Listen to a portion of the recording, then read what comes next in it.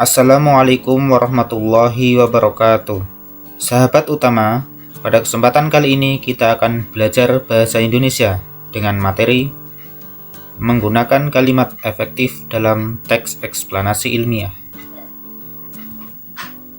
Suatu teks yang baik harus dibuat dengan memperhatikan kaidah bahasa Indonesia yang baik dan benar. Kaidah tersebut meliputi penggunaan kalimat efektif dan ejaan. Kalimat efektif adalah kalimat yang berhasil guna. Ibaratnya jika jamu adalah jamu yang manjur. Dalam kalimat efektif adalah kalimat yang mudah dipahami atau tidak bertele-tele. Sedangkan ejaan itu berkaitan dengan tanda baca. Kemudian kalimat efektif harus memenuhi beberapa syarat. Antara lain, yang pertama, mengandung subjek dan predikat. Yang kedua, menggunakan kata baku. Dan yang ketiga, tidak bermakna ganda atau ambigu. Sedangkan ejaan itu berkaitan dengan penggunaan tanda baca, huruf kapital, serta penulisan kata ataupun singkatan.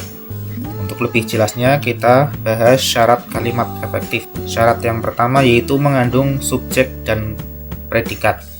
Subjek adalah kata benda dalam sebuah kalimat yang dapat berupa nama orang, hewan, benda, sapaan, dan lain-lain. Kemudian predikat adalah bagian yang menandai apa yang telah diucapkan ataupun dituliskan oleh pihak pertama tentang subjek. Jadi predikat adalah bagian yang diucapkan ataupun dituliskan yang berkaitan tentang subjek. Untuk lebih jelasnya, kita lihat contoh dalam kalimat. Contoh, Ali tidur. Dalam kalimat tersebut, Ali ini sebagai subjek, sedangkan tidur adalah sebagai predikat. Ali sebagai subjek karena Ali adalah termasuk nama orang, sedangkan tidur itu adalah sesuatu yang dituliskan atau diucapkan tentang Ali. Ali itu bagaimana? Ali itu tidur. Selanjutnya, untuk syarat yang kedua yaitu menggunakan kata baku.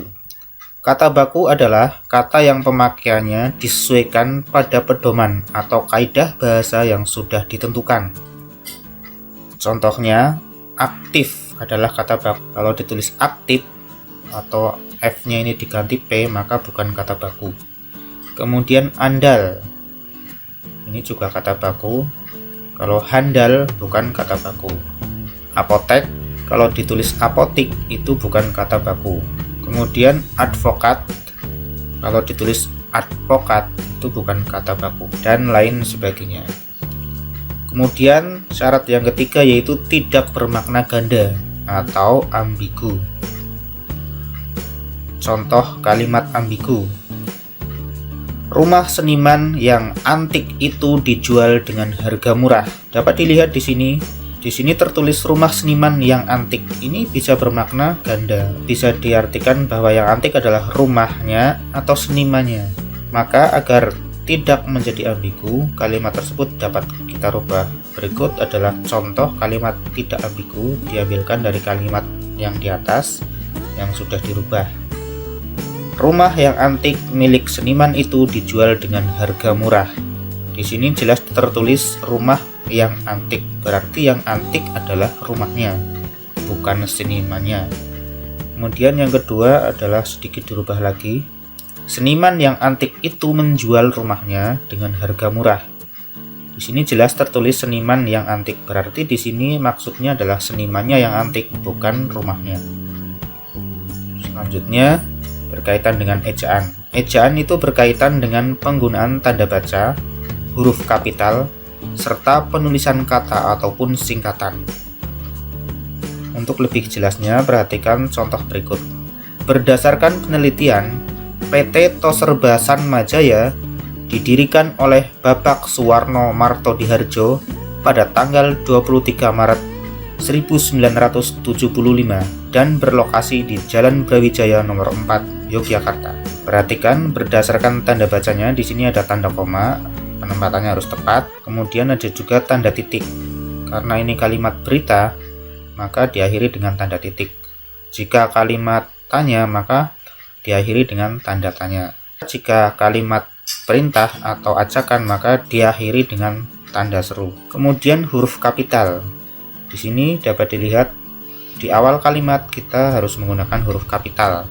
Kemudian Toserba Sanmajaya, ini adalah nama perusahaan, maka kita tulis T-nya besar, S-nya besar, dan J-nya dengan huruf besar. Kemudian juga dengan nama orang ini, Bapak Suwarno Martodiharjo. Ini diawali dengan huruf besar setiap katanya karena merupakan nama orang. Kemudian Maret, ini adalah nama bulan, juga diawali dengan huruf besar.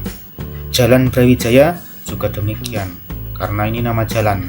Kemudian Yogyakarta adalah tempat, jadi diawali dengan huruf besar. Kemudian penulisan kata ataupun singkatan. Nah, di sini penulisan kata-katanya itu harus betul ya, sesuai dengan ketentuan atau kaidah bahasa Indonesia yang baik dan benar. Kemudian singkatan ini juga contohnya ada PT. PT adalah singkatan dari perseroan terbatas. Di sini dituliskan dengan huruf kapital. Demikian yang dapat saya sampaikan. Terima kasih atas perhatiannya, semoga bermanfaat. Wassalamualaikum warahmatullahi wabarakatuh.